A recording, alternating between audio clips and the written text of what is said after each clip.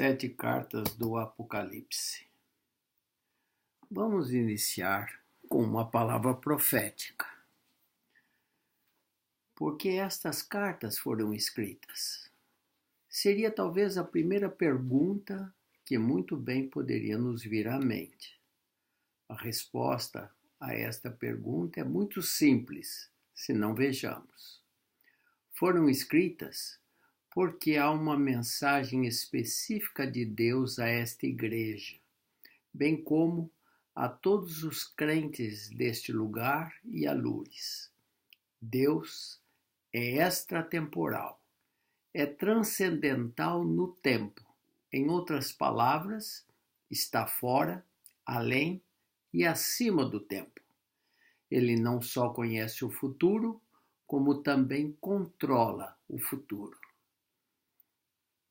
Nesta manhã, ele está enviando uma mensagem à Igreja Rio de Vida para que se prepare, a fim de que fique pronta neste início do século XXI.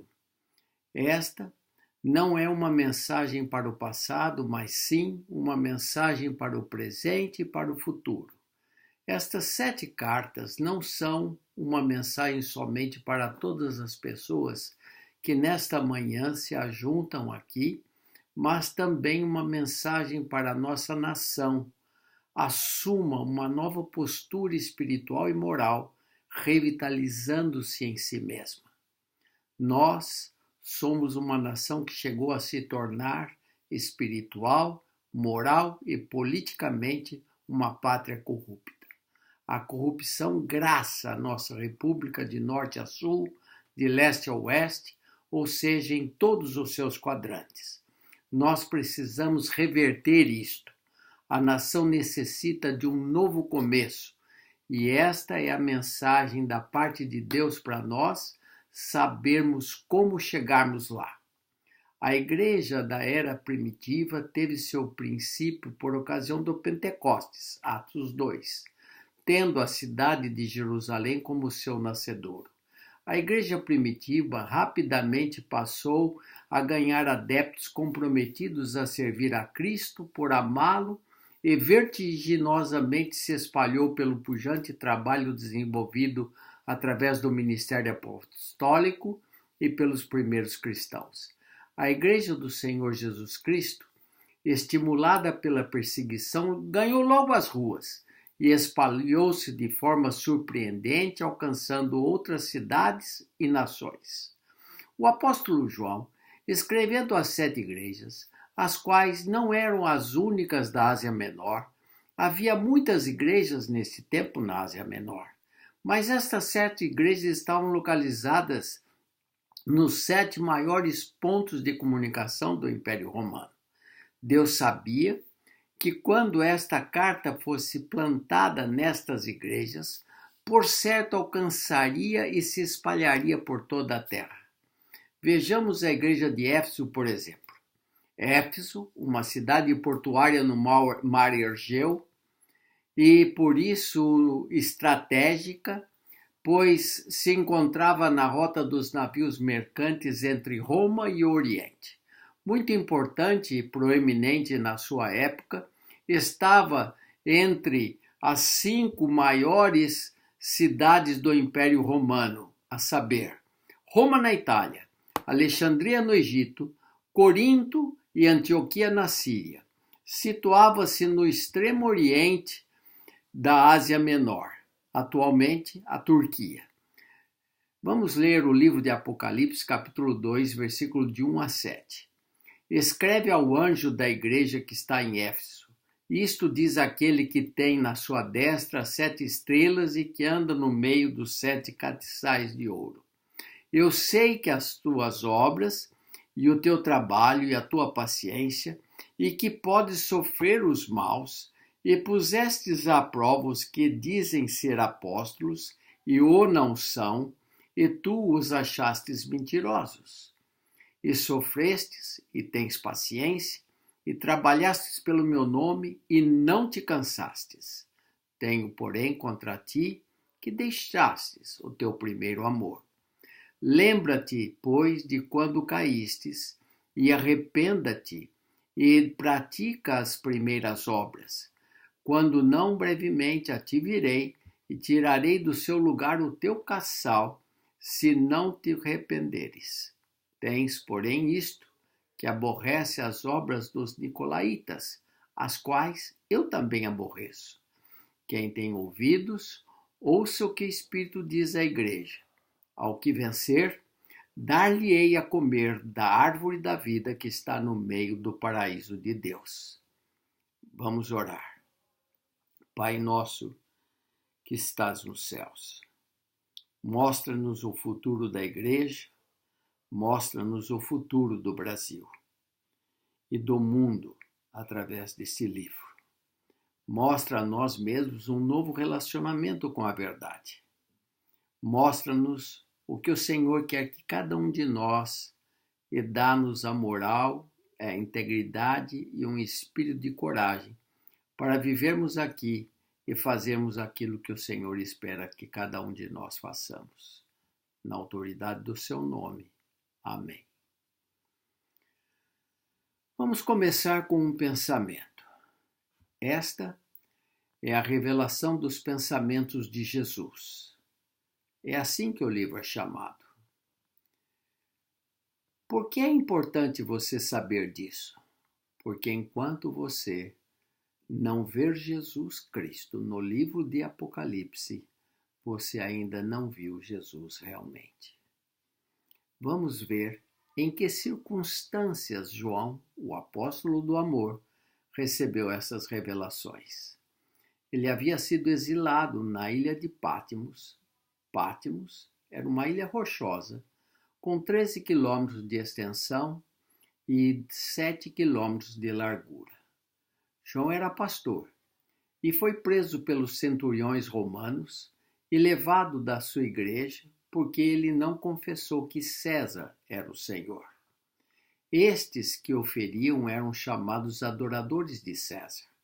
Se você não confessasse que César é o Senhor e confessasse que Jesus é o Senhor, você era considerado inimigo de César e, por isso, conduzido ao exílio em Patmos ou levado ao Coliseu em Roma para ser devorado por famintos leões.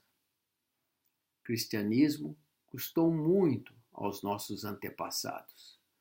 João foi colocado nesta ilha, entre criminosos, e experimentou sofrimentos brutais, imperceptíveis sobre a liderança e legião de soldados romanos conforme nossa história.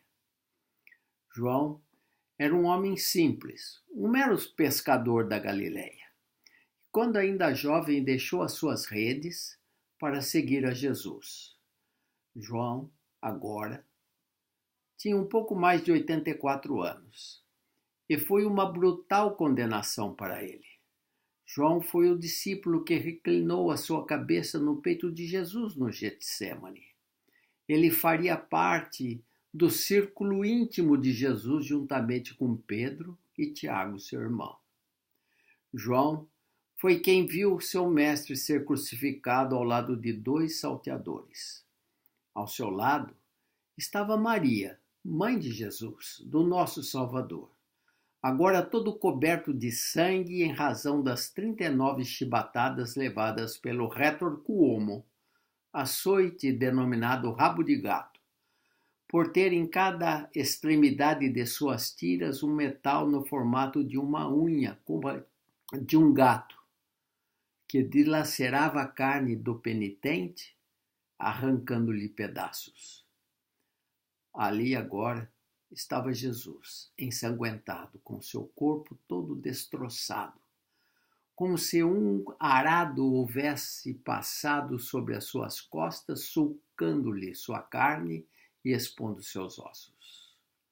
Sua face desfigurada pelos socos e esbofeteamentos que sofreu, o sangue provocado pela coroa de espinhos e corria dando ao seu semblante a conotação da intensa dor de sua alma. Ali estava Jesus a balbuciar: Deus meu, por que me desamparastes?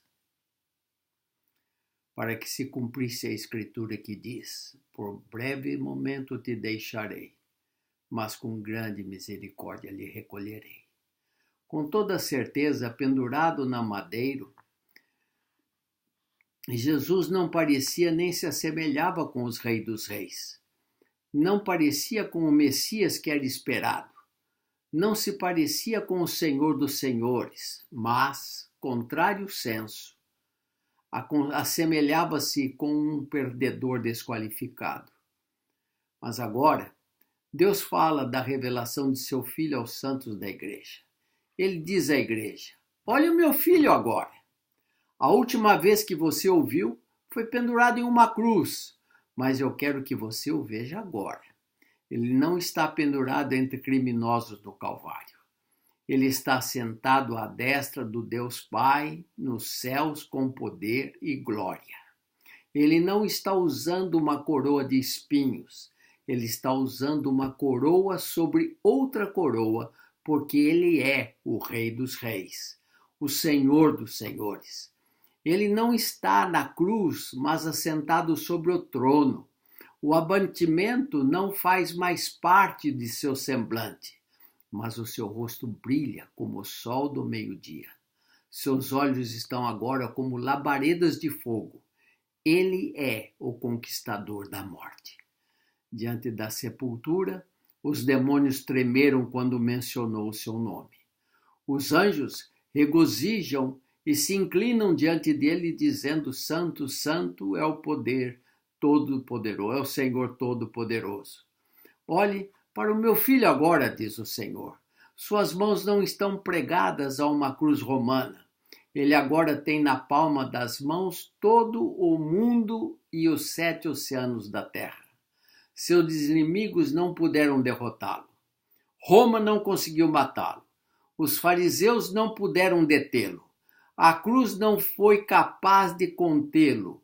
A sepultura não pôde consumi-lo e retê-lo, pois esta não podia digerir a vida que nele estava. E solta as ânsias da morte, ressuscitou Jesus, o Cristo de Deus. Aleluias! A morte não pôde silenciá-lo. Ele está sentado nas alturas. Ele é o alfa e o ômega, o princípio e o fim, o primeiro e o último, aquele que era e que é, e para sempre haverá de ser. Ele é o conquistador da morte, o campeão da cruz, o imutável. Jesus é o seu nome. Aleluias, aleluias, aleluias. Louvado seja o nome do Senhor Jesus. Louvado seja o Senhor Jesus, o primeiro amor. A igreja de Éfeso folgou-se e perdeu o primeiro amor. Deixa-me descrever Éfeso para você. Não pense que Éfeso era uma cidade pequena ao final de uma estrada empoeirada. Éfeso era uma das mais ricas cidades do Império Romano. Era onde havia sido construído o templo famoso e opulento da Diana, uma das 7 maravilhas do mundo de então. Foi construído sobre colunas de mármores que mediam 20 metros de altura. Ao todo, eram 130 colunas ao redor do auditório onde se assentavam 25.000 pessoas.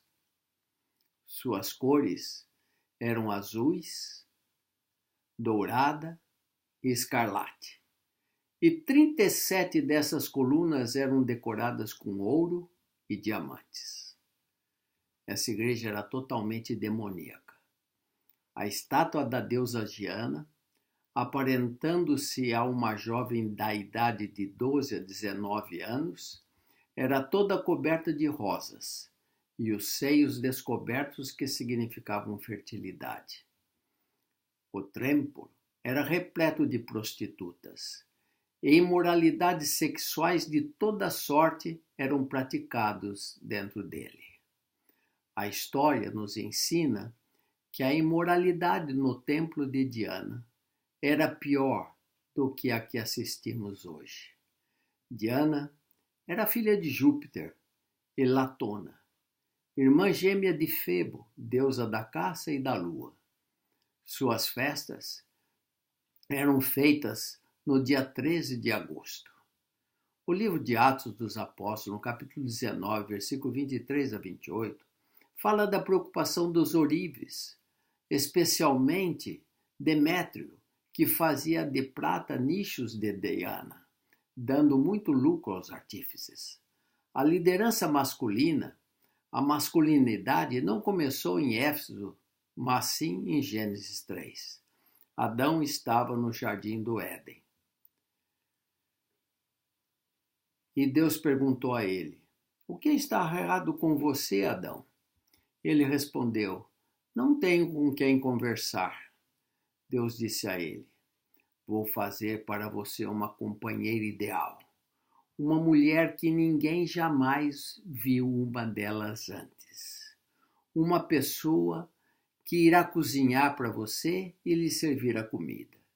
E quando você usar roupa, ela irá lavá-las e passá-las para você. Ela sempre concordará com você em qualquer decisão que venha tomar. Ela dará à luz a seus filhos e nunca pedirá a você para acordar no meio da noite e fazê-los parar de chorar. Ela será sempre a primeira a admitir que está errada em qualquer assunto que houver desentendimento. Você nunca terá que se preocupar com nada em todos os dias da sua vida." Adão, embevecido, indagou: "Mas quanto custará uma mulher como essa?" Deus se pronto respondeu: "Um braço e uma perna." Então disse Adão a Deus: "Veja o que é possível fazer com uma costela." E o resto da história você pode deduzir. Deixa eu voltar ao meu ponto. A sociedade era machista. Qualquer família que não tinha um cabeça específico era caótica. Toda a igreja que não tiver uma autoridade espiritual é um verdadeiro caos. A nação que não tem uma liderança moral íntegra, com robustez de caráter, torna-se caótica. Paulo, em Efésios 5,33, diz: "Assim como o marido é o cabeça da mulher, Cristo é o cabeça da igreja." Trata-se não de domínio masculino ou domínio feminino, mas sim sobre o homem e a mulher mutuamente vivendo juntos, sobre a égide do matrimônio, dentro dos princípios de alcançar a necessidade um do outro. O marido submete-se às necessidades da esposa e a esposa submete-se às necessidades do marido. O que isso significa? Que a família tem uma séria decisão a ser tomada.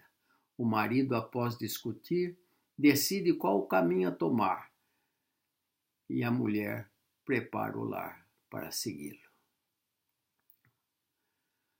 O próximo ponto, Éfeso, significa deitar e descansar, deixar correr frouxo, relaxar.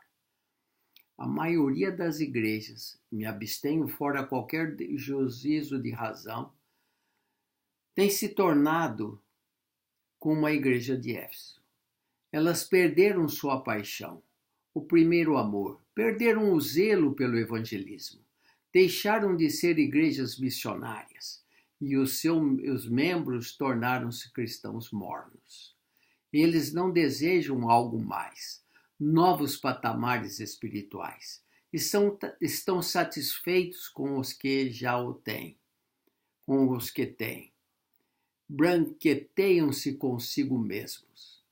Não mais confrontam situações adversas. Eles sempre se desviam de perguntas difíceis e nunca demonstram a razão da sua esperança. Sobre assuntos morais, eles nunca se posicionaram contra, por exemplo, o aborto ou casamento de homossexuais, lesbianismo. Eles não tocam no assunto. Por quê? Porque recusam ser agressivos contra qualquer um. Eles rejeitam a mensagem da cruz para se sentirem confortáveis. Um evangelho light, um evangelho pega leve. Muitos deles têm a cruz pendurada em torno do pescoço. mas não têm o Cristo da cruz dentro do coração. Eu chamo isto de simbolismo sobre a substância. Eles levam a Bíblia debaixo do braço, símbolo, mas não possuem o Cristo da Bíblia em suas próprias vidas, substância. Honrou com os lábios, mas pregou com as suas obras. Devemos permanecer fiel, ainda que haja conosco a premissa da infidelidade. Eles olham o livro, carregam o livro, mas não são afetados pelo livro, pois não experimentam uma transformação de vida. Simbolismo sobre a substância. As igrejas têm se transformado em verdadeiros currais de ovelhas gordas, que banqueteiam-se consigo mesmas. A igreja do Senhor Jesus está recrutando pecadores lavados pelo sangue de Cristo para comporem o exército de Deus vivo. Nós estamos em guerra contra os principados e potestades do mal nos lugares celestiais. Nós temos sido comandados pelo apóstolo Paulo a lutar a boa luta, desafiados a colocarmos a armadura de Deus e tomarmos posição para o combate. Atacarmos os principados e as potestades que têm se instalado nas igrejas, nos lares, nas cidades, por que não dizer em nossa própria pátria? Nós somos o povo que deve lutar pela sobrevivência da nossa nação. Acorde, igreja, levanta-se, toma a sua posição nesse combate. Vamos vencer esta batalha. Não há vitória sem luta. Não há amanhecer sem noite, não há coroa sem cruz. Descansar só quando chegarmos no céu. Deus diz em sua palavra, seja fiel até a morte. Até que ela chegue, mantenha-se lutando a boa peleja. Persista e espere vencer. Nós somos a igreja triunfante. Nós precisamos agir como vitoriosos. Nós precisamos falar uns aos outros nos confessando vitoriosos. Nós precisamos impregnar nossos pensamentos, povoando-os com as promessas de vitória, pois todas quantas promessas há em Deus são nele sim e por ele o há bem, para a glória de Deus, por nós. Está escrito no livro de 2 Coríntios, capítulo 1, versículo 20. O Senhor disse que aquele que vencer, eu darei de comer da árvore da vida. Eu estarei feliz em fazê-lo sentar-se comigo no meu trono. Eu darei a ele poder sobre as nações. Não daquele que manqueja, mas sim aquele que conquistar pelo poder do sangue vertido na cruz do Calvário, pelo sacrifício vicário de Cristo, as almas que ainda haverão de ser juntadas a este aprisco. Aquele que tem, com determinação, proclamado a palavra de Deus, quer ouçam, quer não ouçam, mas que cumpriu o seu ministério, engrandecendo o nome do Pai, as suas bênçãos haverão de correr atrás de você, buscando alcançá-lo. João escreveu no verso 3 do capítulo 2 do livro de Apocalipse: Eu sei a tua obra, que trabalhaste por meu nome e não se cansaste. Eu sei a tua obra, eu sei as tuas obras, eu sei as tuas obras. Lembre-se que João escreveu 7 cartas para localidades diferentes. O que Deus está falando? Ele está dizendo que está vendo você, que ele sabe tudo o que você está fazendo e que ele sabe tudo o que você anda dizendo. Ele sabe tudo o que você está escrevendo. E assim, os anjos têm tomado nota no livro de memórias do Cordeiro. Eu sei seu trabalho para bem e para mal. Eu sei da sombria vida que você está tendo. Eu sei das almas que escandalizaram-se por causa do seu mau testemunho. Eu sei do sacrifício do seu grupo de louvor. Eu sei da dedicação de cada professor da escola dominical, de cada diácono, de cada presbítero, de cada ancião. Eu sei daqueles que se voluntariam para a limpeza da minha casa, diz o Senhor. Eu tenho visto o tipo de oferta e os dízimos que você tem entregue. Eu vejo o que não tem sido ofertado.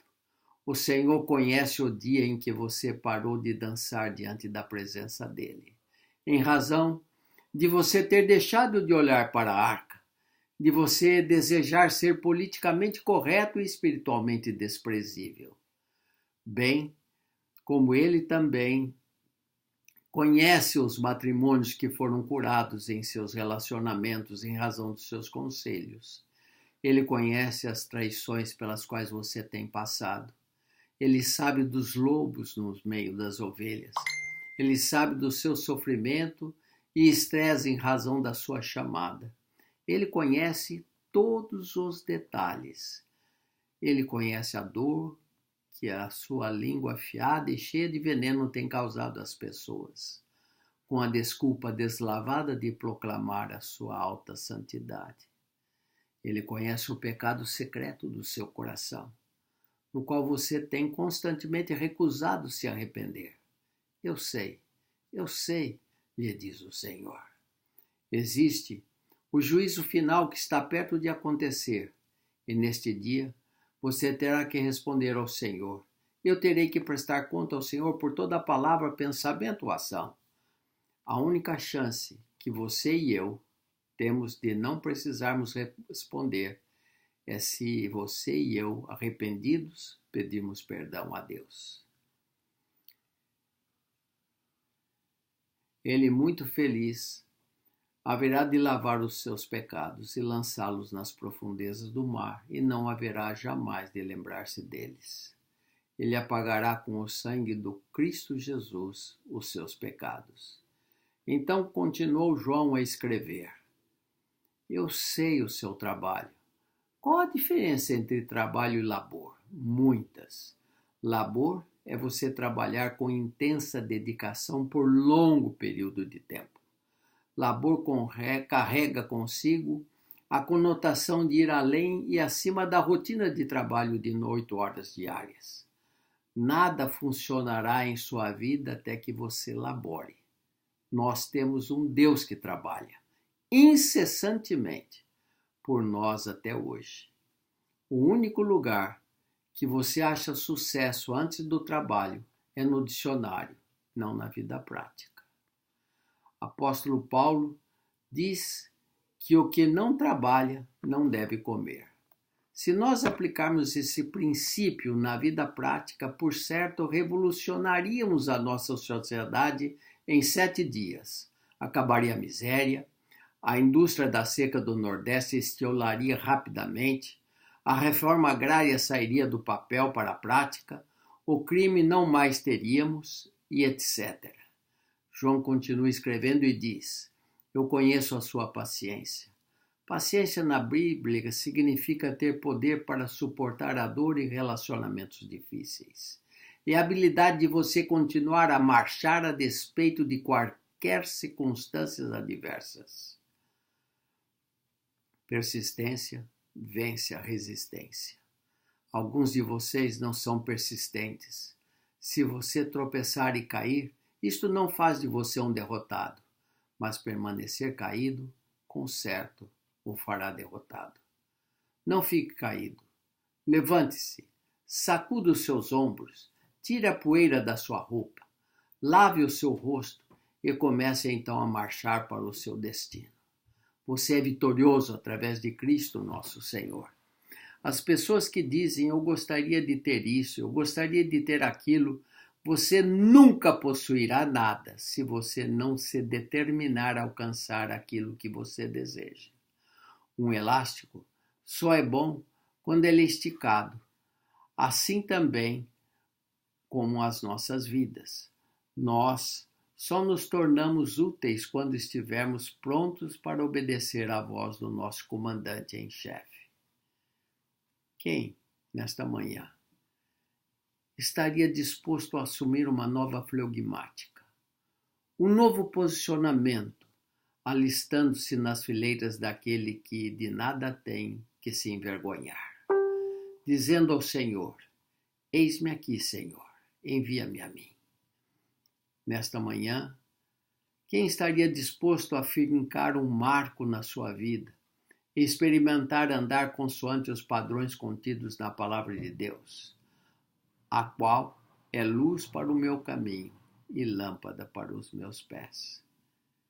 Quem, nesta manhã, estaria disposto a sussurrar aos ouvidos do Criador e pedir-lhe ousadia para o seu espírito contrito, altivez para a sua alma cansada, rogar-lhe ainda por disposição em iniciar uma nova etapa na sua vida, dando assim um primeiro passo, vindo até diante do altar para nós orarmos por você. Deus abençoe a cada um, em nome de Jesus. Amém.